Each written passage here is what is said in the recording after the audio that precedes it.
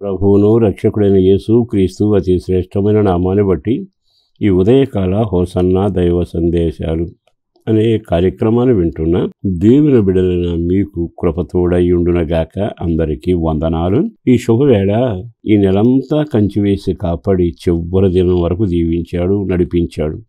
పోషించిన వాడు ఆయనేగా, నడిపించిన వాడు ఆయనేగా.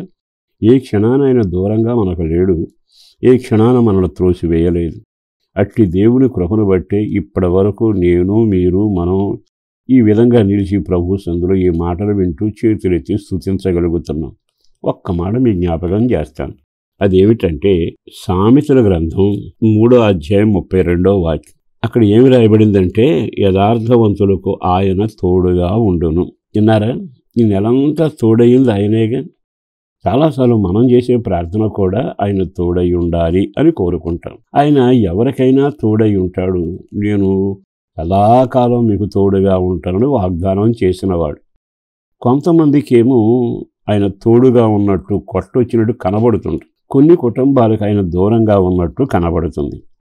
చాలాసార్లు ఈ వాక్యాన్ని విన్నారు, కానీ దేవుడు మనకు తోడై ఉన్నాడు అని నీకు కనిపిస్తూ నడిపిస్తున్న అనుభూతి నీకుందా? దేవుడు నాకు దూరంగానే ఉన్నాడని వేదన మాత్రం గుండెల్లో మిగిలిందా? అయితే ఇక్కడ ఒక వాక్యం రాయబడింది, యథార్థవంతులకు. అంటే దేవుడు కోరేది సత్యం, దేవుడు కోరేది యథార్థత, దేవుడు కోరేది నీతి. అట్టి వారికట ఆయన ఎల్లప్పుడూ తోడుగానే ఉంటాడు. ఒక్కసారి ఆగి ఆలకించు. ఒక నెల ముగుస్తుంటే మరో నెల ప్రారంభం అవుతుంది. నీ జీవితంలో గతం అనే ఈ నెలంతా ఒక్కసారి ఆలోచించుకుంటే, మన జీవితంలో దేవుడు తోడై ఉండేట్టుగా నేను జీవిస్తున్నానా అని ఆలోచనకు రావాలి. దేవుడు మనకు తోడై ఉండాలి అనుకుంటే యథార్థత అని ఉందిగా.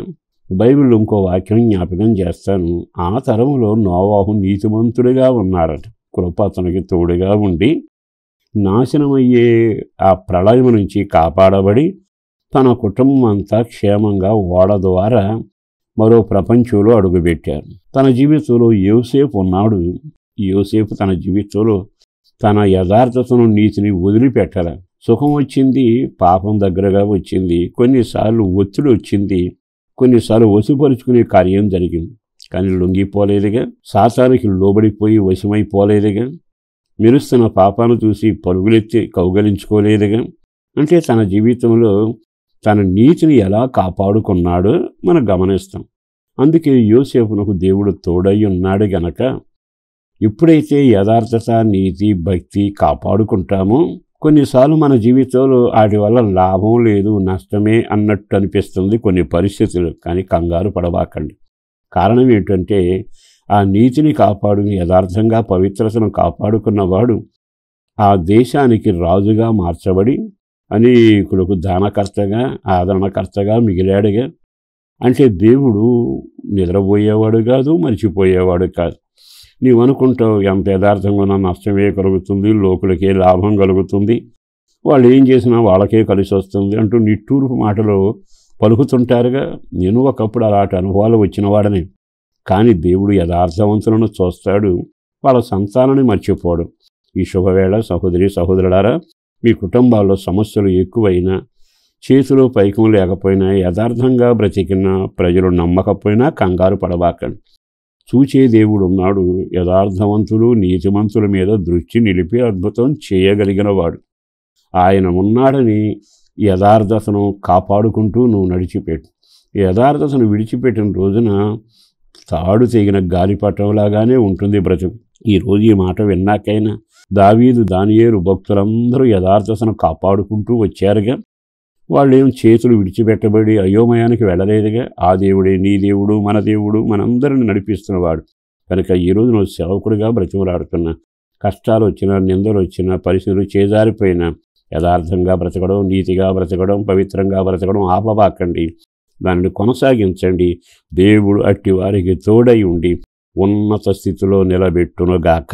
మీ కొరకు ప్రార్థన చేస్తాను. పరిశుద్ధుడును ప్రేమామడిన ప్రభు వందనాలయ. అపారమైన నీ ప్రేమను బట్టి ధన్యవాదాలు.